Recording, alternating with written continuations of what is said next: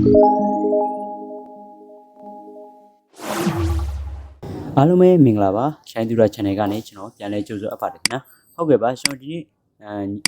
ဒီကူတို့ကိုပြပြပေးမယ့်ဟာလေးကတော့ကျွန်တော်တို့ပေါ့နော်ကိုယ့်ရဲ့ကွန်ပျူတာမှာကျွန်တော်တို့ VPN ထည့်တဲ့နည်းလေးပေါ့နော်ကျွန်တော်အခုပြောမယ့် VPN ကကြတော့1 လုံးပေါ့နော်1 လုံး VPN 1 လုံး VPN ကိုကျွန်တော်တို့ကွန်ပျူတာမှာသုံးမယ်ဆိုရင်ကျွန်တော်တို့ပေါ့နော်ဒီ application ပုံစံအနေနဲ့သုံးပြလို့ရမယ်ဂျားကန်နေပေါ့နော်ဂျားကန်တစ်ခု software တစ်ခုခံပြီးတော့သုံးစရာလည်းမလိုဘူးเนาะဂျားကန် emulator တစ်ခုပေါ့နော်ခံပြီးတော့သုံးစရာမလိုဘူးဒီတိုင်းပဲကျွန်တော်တို့ကွန်ပျူတာ desktop ပေါ်မှာကျွန်တော်တို့ဒီတိုင်းပဲပုံမှန် application တစ်ခုအနေနဲ့အသုံးပြုလို့ရမယ်နည်းလေးပေါ့နော်အဲ့ဒီနည်းကိုကျွန်တော်ဒီနေ့ sharing လုပ်ပေးသွားမှာပါဟုတ်ကဲ့ပါကျွန်တော်တို့စလိုက်အောင်ပေါ့နော်အဲ့ဒီတော့ကျွန်တော်တို့ကအခုပေါ့နော်ဒီ Chrome ပဲဖြစ်ဖြစ်ကြိုက်တဲ့ browser တစ်ခုကိုဝင်လိုက်ပါဝင်ပြီးပြီဆိုတာနဲ့ကျွန်တော်တို့ကဘာလုပ်ရမလဲဆိုတော့link လေးတစ်ခုကိုကျွန်တော်ပေးမယ်ပေါ့နော်အဲ့ link ကနေပြီးတော့အကိုတို့သွားပြီးတော့ down လိုက်ပေါ့နော်ဒီမှာပေါ့နော်ဒါအခုဒီ media file link လေးကိုကျွန်တော်ပေးထားမယ်ပေါ့နော်ဒီ link လေးကိုအကိုတို့ရှိမှာဒီပေါ်က link ချတဲ့နေရာမှာတစ်ချက်သွားပြီးတော့ page ချလိုက်ပေါ့နော်ချပြီးကျွန်တော်တို့အဲ့ဒါခေါက်လိုက်မယ်အဲ့ဆိုရင်ကျွန်တော်ပေးတဲ့ဒီ cloud file ပေါ့နော်အဲ့ကောင်လေးကို media file ဆိုတဲ့ဒီ link ကြလာရင်အဲ့ကောင် down လိုက်ပေါ့နော်ဒီ80 MB လောက်ပဲရှိတယ်ဒီကောင်ကကြတော့80 MB လောက်ပဲရှိတယ်အဲ့ကောင်ကိုကျွန်တော် down လိုက်ပြီ step down လို့လုပ်လိုက်မယ်ပေါ့နော်လုပ်လိုက်မယ်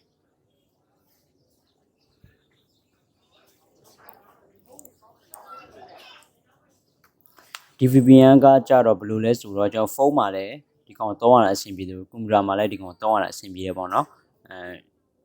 ဘာမှလည်း charge တွေပေးစရာမလိုဘူးကျွန်တော်ဒီ free သုံးလို့ရတယ်ပေါ့နော်ဒီကောင်တော်တော်လေးကိုအဆင်ပြေပါတယ်ဒီကောင်သုံးရတာကျွန်တော်လည်းဒီကောင်လေးကိုပဲသုံးတယ်ဒီ link လေးကိုကျွန်တော်အောက်က description မှာကျွန်တော်ထည့်ပေးထားမယ်အဲ့ကောင်ကိုသွားပြီးတော့ down လိုက်ပေါ့နော်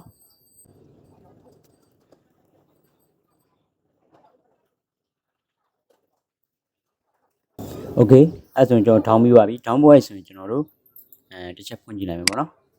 ဒီမှာ cloud fire ဆိုပြီးတော့ဒီကောင်လေးဖြစ်နေတယ်အဲ့ကောင်လေးကိုကျွန်တော်တို့က double click နှိပ်လိုက်မယ်ပေါ့နော်install တင်နေပြီအဲ့ဆိုရင်ဒီမှာ next ကိုထပ်နှိပ်မယ်ဒီလိုပေါ်လာရင် next ကိုထပ်နှိပ်မယ်နောက်ကျရင် install ကိုနှိပ်လိုက်မယ်ပေါ့နော်အဲ့ဆိုရင်ကျွန်တော်တို့run နေပြီပေါ့နော်ခဏတော့စောင့်လိုက်ပါ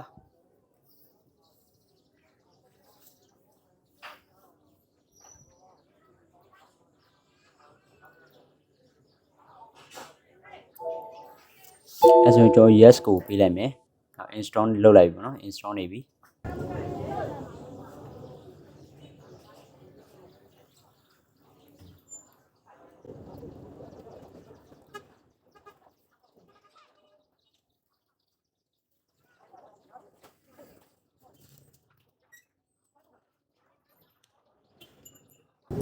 install တင်နေတာနည်းနည်းလေးတော့ကြာတယ်ပေါ့နော်ခဏတော့တီးခံပြီးစောင့်ပေးလိုက်ပါအဲ့ဒီကောင်လေးကိုကျွန်တော်တို့သွားပြီးတော့ cancel လုပ်တာတော့သွားပြီးတော့ထွက်တာတော့မလုပ်ပါနဲ့ပေါ့နော်ဒီတိုင်းလေးပဲ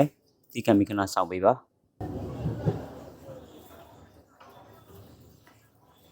အဲ့ဆိုရင်ကျွန်တော်ဒီမှာ complete ဖြစ်ပြီမနော် complete ဖြစ်ပြီဆိုရင်ကျွန်တော်တို့ကဒီဟာလေးကို finish လုပ်ပေးလိုက်မယ်အဲ့ဆိုစင်ပြီကျွန်တော်ဒီဘက်မှာအဲ့ဆိုရင်ဒီ icon တစ်ခုအနေနဲ့ကျွန်တော်ပေါ်လာလိမ့်မယ်ခဏလေးနော်ဒီလိုပေါ်လာလိမ့်မယ်ပေါ့နော်ဒါကကြတော့ကျွန်တော်တို့ version ဒါ available ပေါ့နော်ဒီကျွန်တော်တို့ install တစ်ခါလေးတင်လိုက်မယ်ပေါ့နော်ဒါက2021ဒီ version အသစ်ကိုကျွန်တော်ဒါ upgrade လုပ်ခိုင်းနေကျွန်တော်ခါလေး download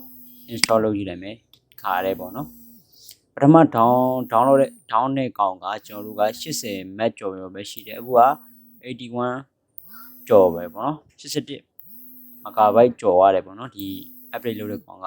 ဒီဟာလေးခဏတော့စောင့်နေပါပေါ့နော်ဒီကောင်လေးကိုကျွန်တော် install တင်ပြီးပြီဆိုတာနဲ့ကျွန်တော်ကသူကဒီအောက်ကဒီ date bar ရဲ့ဒီဘက်မှာဒီမှာကျွန်တော်တို့ဒီမှာလေး cloud fair ဆိုပြီးတော့ work လေးလာပေါ်လိမ့်မယ်ပေါ့အဲ့ icon လေးပါ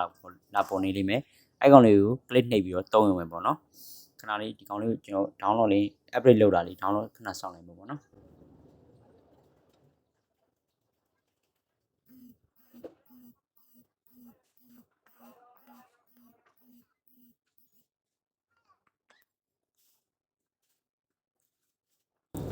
ဒီခါ install တင်ခိုင်းနေပေါ့နော် install တင်လိုက်မယ်ကျွန်တော်ဒီခါလေး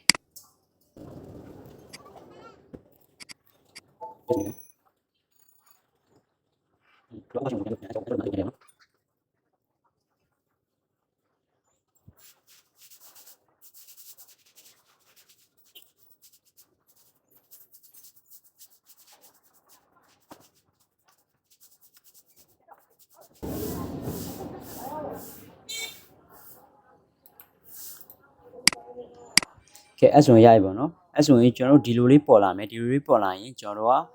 next ကိုလေးထပ်နှိပ်လိုက်မယ် next ကိုထပ်နှိပ်ပြီး access လုပ်လိုက်မယ်ပေါ့နော် access လုပ်ရင်registering ဆိုတာဖြစ်နေပြီပေါ့နော်ဒီကောင်ကိုကျွန်တော်တို့ကဒီကောင်လေးကိုတစ်ချက်နှိပ်လိုက်မယ်တစ်ချက်နှိပ်လိုက်ရင်ခဏဆောင်လိုက်ပေါ့နော်အဲ့ဆိုရင်ကျွန်တော် disconnected ပြန်ပြသွားတယ်အဲ့ဆိုရင်ကျွန်တော်ထပ်နှိပ်လိုက်မယ်အဲ့ဆိုရင်ဒီမှာခါလဲconnected ဖြစ်သွားပြီပေါ့နော် connected ဖြစ်သွားပြီလွယ်ကူတယ်ပေါ့နော်တကယ်လို့ကိုကဟို VPN မသုံးချင်ဖြုတ်ချင်တယ်ဆိုလဲဒီအောက်ကဒါလေးကိုနှိပ်ပြီးတော့ကျွန်တော်ဒါလေးကိုသွားလို့ဝင်ပြီးရင်ကျွန်တော်တို့ကသွားပြီးတော့ဒီကောင်ဖြုတ်ပြလိုက်ရမယ်အဲ့ဆိုရင် disconnected ဖြစ်သွားပြီတကယ်လို့ connected လုပ်ချင်ဒါလေးကိုနှုတ်လိုက်ရမယ်အဲ့ဆိုရင်ကျွန်တော် connected ဖြစ်သွားပြီဆောင်းရမ်းလွယ်ကူပါတယ်ကျွန်တော်တို့အဲ့ဒါကိုကျွန်တော်တို့ Facebook TV တခုဝင်ကြည့်လိုက်မယ်ပေါ့နော်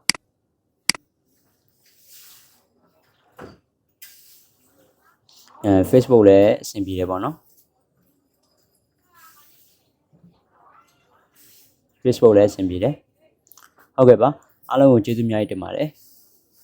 ကျွန်တော်တို့နောက်တဲ့ဗီဒီယိုမှာပြန်လည်ဆုံတွေ့ကြမယ်ပေါ့နော် bye bye